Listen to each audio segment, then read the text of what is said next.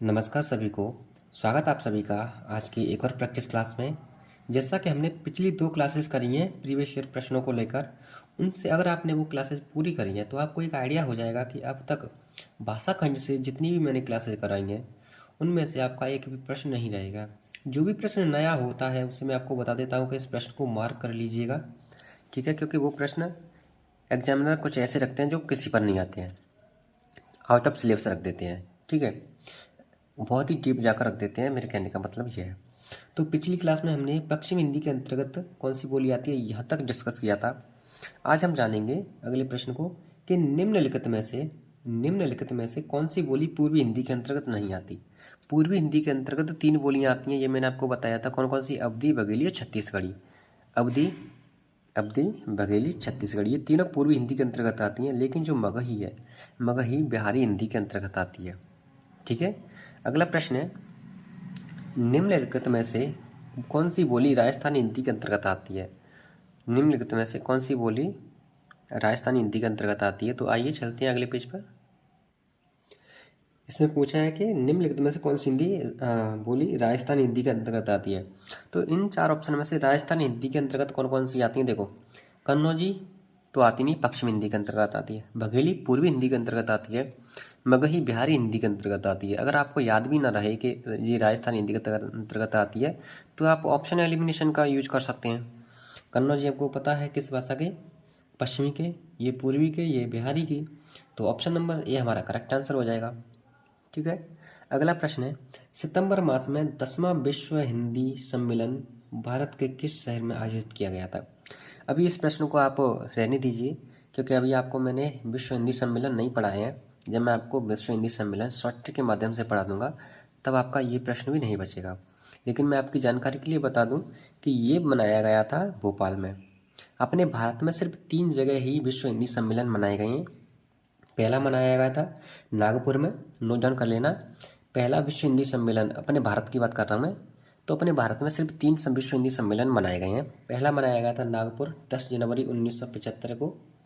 दूसरा नई दिल्ली में 1983 को, जो हमारा थर्ड था विश्व के रेफरेंस में देखें, लेकिन इंडिया के रेफरेंस में दूसरा था। और तीसरा मनाया गया था भोपाल में 2015 में, 10वां मनाया गया था, ठीक है? तो यहाँ पर हमारा आंसर होगा 10वां हिंदी विश्व सम्मेलन भोपाल में मनाया गया, ठीक? आइए अगले प्रश्न पर चर्चा करते हैं। अगला प्रश्न है, हिंदी के अतिरिक्त कौन सी भाषा देवनागरी लिपि में लिखी जाती है? हिंदी के अतिरिक्त, जब अभी मैंने आपको लिपियाँ भी नहीं पढ़ाई हैं तो इस प्रश्न को सिर्फ आप देख लीजिए, थोड़ी नॉलेज ले लीजिए। जब मैं आपको लिपियाँ पढ़ाऊँगा तो वहाँ से आपके सारे सारे डाउट क्लियर हो जाएंगे, ठीक है? हिंदी के अतिरिक्त कौन सी भाषा देवनागरी लिपि में लिखी जाती है? तो बंगला नहीं, सिंधी नहीं, पंजाबी, गुरमुखी में, नेपाली। नेपाली जो है वो हिंदी देवनागरी लिपि में लिखी जाती है। देवनागरी लिपि में बहुत सी भाषाएं लिखी जाती हैं, वो मैं आपको डिस्कस कराऊंगा अगली क्लास में। अगला प्रश्न है, खड़ी बोली निकली है। खड़ी बोली, देखो किस प्रकार का प्रश्न पूछा है, भाषा देख रहे हो प्रश्न की? खड़ी बोली निकली है, किससे निकली है? बिहारी हिंदी से नहीं, पूर्वी हिंदी से ये भी नहीं, राजस्थानी हिंदी से बिल्कुल भी नहीं। ऑप्शन नंबर सी पश्चिम हिंदी से निकली है। किस हिंदी से? पश्चिम हिंदी से निकली है, ठीक है? अगले प्रश्न की बात करें। अगला प्रश्न है, भाषा के शुद्ध रूप का ज्ञान किससे होता है? क्या लिखित भाषा से होता है? नहीं, लिखने को तो हम कुछ भी लिख सकते हैं उल्टा सीधा, उससे शुद्ध ज्ञान हो जाएगा? नहीं होगा। लिपि से, मात्र लिपि से हो जाएगा? नहीं। आ आई ई लिख दो तुम, उसका अर्थ समझ जाओगे? नहीं। उपयुक्त में से किसी में से नहीं, गलत। ऑप्शन नंबर ई सी हमारा करेक्ट आंसर हो जाएगा। जब किसी वाक्य को लिखते हैं उसमें हम व्याकरण का यूज नहीं करेंगे तो हम उसके शुद्ध रूप को नहीं समझ पाएंगे, ठीक है? यानी शुद्ध रूप का ज्ञान हमें व्याकरण से होता है। अगला प्रश्न है, किस बोली में ने पर सर्ग लगाया जाता है? अब खड़ी बोली में देखो, ये बहुत बहुत ही डेप्थ में पूछा गया है। मैंने सिर्फ आपको खड़ी बोली को उस हिसाब से पढ़ाया था कि एग्जाम में पूछ ले, लेकिन मेरे नोट्स में ये भी लिखा है, लेकिन मैंने आपको पढ़ाया नहीं, तो उसके लिए मुझे माफ़ कर देना। इस प्रश्न को आप नोट डाउन कर सकते हैं। किस बोली में ने पर सर्ग लगाया जाता है? तो हमारा option number C correct answer होगा, खड़ी बोली में। किसमें? खड़ी बोली में। अगला प्रश्न है प्रश्न नंबर 73 कि भारतवर्ष के लिए हिंदी भाषा का नाम सबसे पहले किसने सुझाया? भारतवर्ष के लिए हिंदी भाषा का नाम सबसे पहले किसने सुझाया था? ये तो आप सबको पता होगा, ऑप्शन नंबर बी हमारा हो जाएगा, राजा राममोहन राय ने। किसने? राजा राममोहन राय ने ही सुनाया था। अगला प्रश्न की बात करें कि मानक हिंदी का आधार क्या है? जो हमारी मानक हिंदी है, देखो प्रश्न की भाषा देखो तुम, प्रश्न एग्जामिनर किस टाइप से रखता है। मानक हिंदी का आधार क्या है? अब यहाँ पर आधार से आप चकरा जाओगे। क्या अपभ्रंश? नहीं। परिनिष्ठित हिंदी? नहीं। पूर्वी हिंदी? नहीं। ऑप्शन नंबर जी, खड़ी बोली। खड़ी बोली को ही हम मानक रूप कहते हैं। ठीक है। अगला प्रश्न है कि पूर्वी हिंदी विकसित हुई थी। अब देखो प्रश्न की भाषा समझो तुम, के प्रश्न किस प्रकार से पूछ सकता है एग्जामिनर।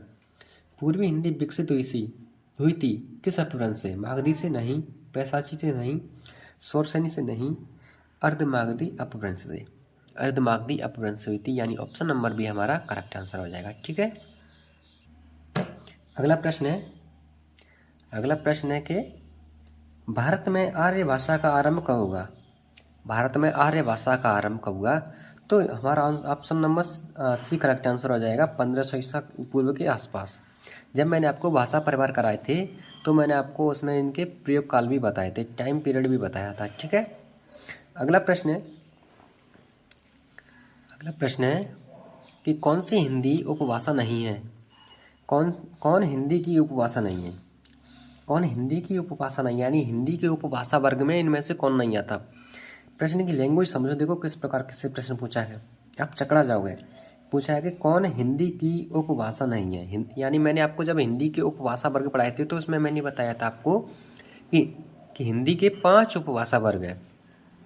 इसमें राजस्थानी, पूर्वी, पश्चिमी ये तीनों आते हैं, लेकिन मराठी नहीं आता। मराठी उपभाषा वर्ग नहीं है हिंदी का, तो ऑप्शन नंबर बी हमारा करेक्ट आंसर हो जाएगा, क्योंकि इसने नहीं पूछा है। ठीक है। आइए चलते हैं अगले प्रश्न पर। अगला प्रश्न है गाजीपुर में बोली जाने वाली प्रमुख बोली कौन सी है? जब मैंने आपको बोलियों को डिस्कस कराया था ना, तब मैंने आपको इनके क्षेत्रों को भी डिस्कस कराया था। मैंने क्षेत्रों को इसलिए कराया था क्योंकि मैंने पहले एनालिसिस किया था कि बोलियों से संबंधित किस प्रकार के प्रश्न एग्जामिनर पूछता है। मैंने प्रीवियस ईयर प्रश्नों को भी डिस्कस किया था, उन्हें एनालिसिस किया था, इसलिए मुझे पता है कि बोलियों से संबंधित किस प्रकार के प्रश्न पूछे जा सकते हैं। तो इसलिए मैंने आपको बोलियों से संबंधित क्षेत्रों को भी डिस्कस किया था। गाजीपुर में बोली जाने वाली प्रमुख बोली है भोजपुरी, यानी भोजपुरी जब बोली आपको मैंने पढ़ाई थी उसमें मैंने बताया था कि इसका जो क्षेत्र है वो गाजीपुर भी है। ठीक है। अगला प्रश्न है हाड़ौती बोली है। हाड़ौती, जब मैंने आपको पूर्वी राजस्थान कराया था ना, पूर्वी राजस्थान के अंतर्गत कौन सी बोली आती है? तो उसमें आती है हमारी जयपुरी। तो जयपुरी का ही क्षेत्रीय नाम है हाड़ौती या ढूंढाड़ी। तो ये जयपुरी और ढूंढाड़ी, हाड़ौती ये कहाँ पर आते हैं? पूर्वी राजस्थान के अंतर्गत। किस राजस्थान के अंतर्गत? पूर्वी राजस्थान के अंतर्गत। ठीक है। ऑप्शन नंबर ये हमारा करेक्ट आंसर हो जाएगा। चलिए चलते हैं अगले प्रश्न पर। अगला प्रश्न है निम्नलिखित में से कौन सी बोली उत्तर प्रदेश में सामान्यतः नहीं बोली जाती? देखो ब्रज भाषा उत्तर प्रदेश में बोली जाती है, खड़ी बोली भी, अवधी भी, ये तीनों उत्तर प्रदेश में बोली जाती हैं, लेकिन मैथिली जो है वो बिहार में बोली जाती है। मैथिली उत्तर प्रदेश में नहीं बोली जाती, यानी ऑप्शन नंबर डी हमारा करेक्ट आंसर हो जाएगा।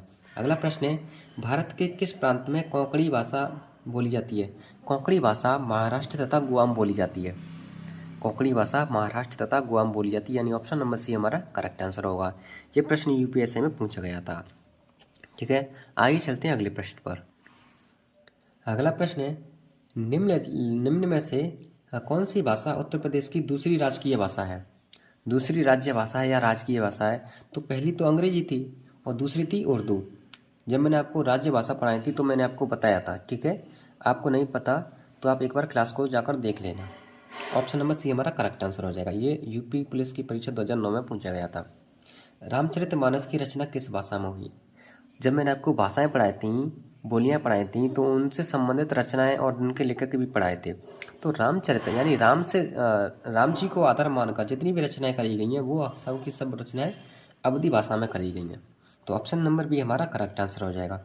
ये प्रश्न यूपीपीसीएस 2000 में पूछा गया है, यूपीपीसीएस की परीक्षा में पूछा गया है। ठीक है। देख रहे हो कितने लेवल का प्रश्न पूछा गया है, और जो भी मेरे सिलेबस में ही मैंने जितना भी आपको पढ़ाया है उससे संबंधित ही प्रश्न पूछे गए हैं। आगे बात करें खड़ी बोली हिंदी का प्रथम कवि। खड़ी बोली हिंदी का जब मैंने आपको खड़ी बोली कराई थी तो उसमें मैंने आपको कवियों के बारे में भी बताया था। तो खड़ी बोली के जो प्रथम कवि थे वो थे अमीर खुसरो। ये प्रश्न केबीसी पीजीटी में पूछा गया है, केबीसी पीजीटी 2017 की परीक्षा में, पीजीटी की परीक्षा में पूछा गया है।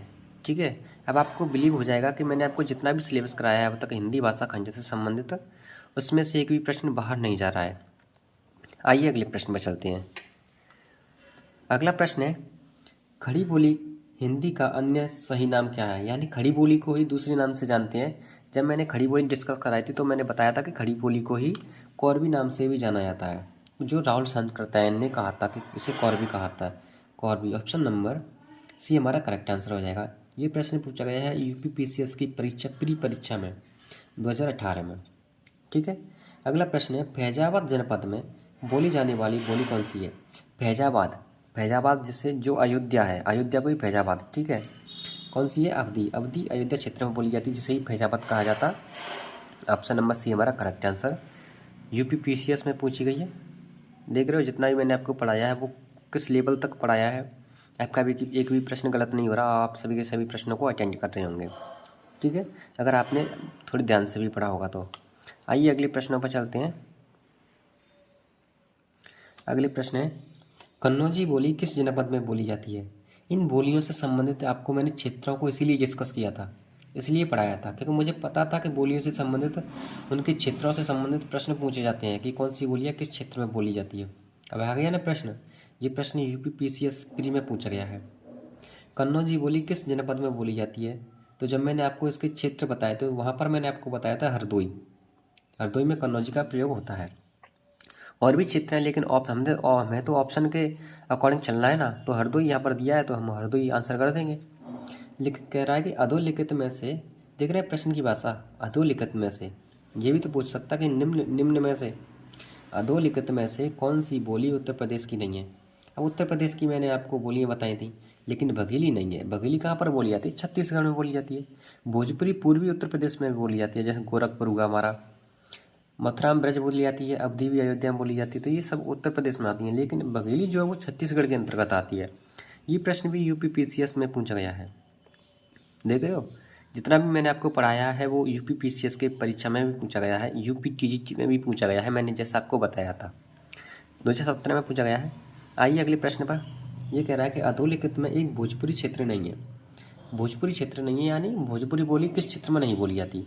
देखो भोजपुरी बलिया में भी बोली जाती है, मिर्ज़ापुर में भी बोली जाती है, देवरिया में भी बोली जाती है, क्योंकि जब मैंने आपको भोजपुरी बोली पढ़ाई थी तो इसके क्षेत्र बताए थे, लेकिन ये इलाहाबाद में नहीं बोली जाती, यानी ऑप्शन नंबर डी हमारा करेक्ट आंसर हो जाएगा। आइए अगले प्रश्न पर। अगला प्रश्न है, बहराइच, सुल्तानपुर, रायबरेली किस बोली के क्षेत्र हैं?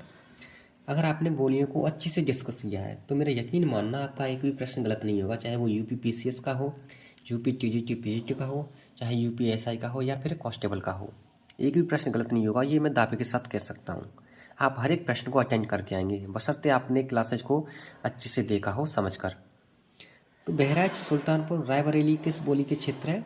तो देखो ब्रजभाषा मथुरा में, ये तो हो नहीं सकती। छत्तीसगढ़ी रायपुर में, ये तो हो ही नहीं सकता। ऑप्शन एलिमिनेशन का काम करो। बघेली छत्तीसगढ़ी थी तो छत्तीसगढ़ के अंतर्गत आती है, लेकिन जो अवधी है, अवधी बोली का प्रयोग होता है कहाँ पर? बहराइच, सुल्तानपुर और रायबरेली में, क्योंकि ये यूपी के अंतर्गत आते हैं। यूपी के अंतर्गत ब्रजभाषा भी आती है, लेकिन ब्रजभाषा मथुरा के आसपास बोली जाती है, आगरा, मथुरा, हाथरस, धौलपुर। ठीक है, लेकिन छत्तीसगढ़, इन दोनों ऑप्शन को तो हम एलिमिनेट कर सकते हैं, तो हमारा option number C correct, D correct answer हो जाएगा। यूपी पीसीएस प्री में पूछा गया है।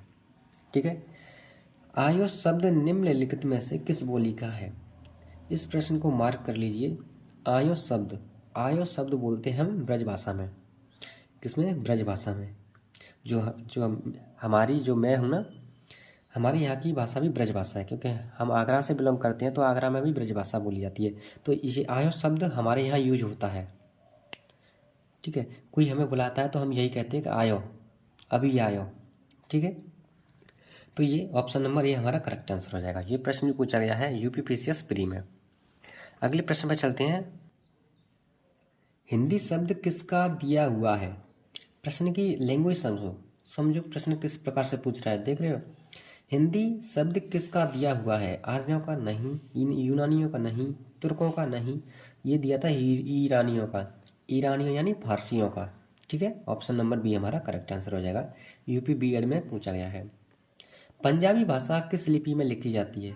अभी मैंने आपको लिपियाँ नहीं पढ़ाई हैं, जिस दिन मैं आपको लिपियाँ पढ़ा दूंगा तो आपका ये प्रश्न भी कंप्लीट हो जाएगी। पंजाबी लिखी जाती है गुरमुखी में। किसमें? गुरमुखी में। आप यहाँ समझ सकते हैं कि जो पंजाबी है वो गुरमुखी में लिखी जाती है। ठीक है, अगले प्रश्न पे चलते हैं। अगला प्रश्न है कि खड़ी बोली का प्रथम महाकाव्य कौन सा है? जब मैंने आपको खड़ी बोली पढ़ाई थी तो उसमें आपको मैंने प्रथम कवि, प्रथम महाकवि और प्रथम महाकाव्य बताया था। तो साकेत नहीं है, नीरजा ये तो महादेवी वर्मा की रचना है। कामायनी ये जयशंकर प्रसाद की रचना है। ठीक है, प्रिय प्रभास अयोध्या सिंह उपाध्याय हरिऔध की रचना है। अभी आपको क्या पता है? आपको पता है आप रचनाओं से भी किस प्रकार के प्रश्न पूछे जाते हैं? अभी मैं आपको रचनाएं भी कराऊंगा तो आपको समझ आ जाएगा कि रचनाओं से किस प्रकार के प्रश्न पूछे जा सकते हैं। तो ऑप्शन नंबर सी हमारा करेक्ट आंसर हो जाएगा, प्रिय प्रभास। किस परीक्षा में पूछा गया है ये? असिस्टेंट अकाउंटेंट परीक्षा 2016 में। ठीक है, अगला प्रश्न है इनमें से बिहारी का रूप नहीं है। बिहारी हिंदी के अंतर्गत कौन नहीं आती? बिहारी हिंदी के अंतर्गत मैंने आपको 3 बताई थी।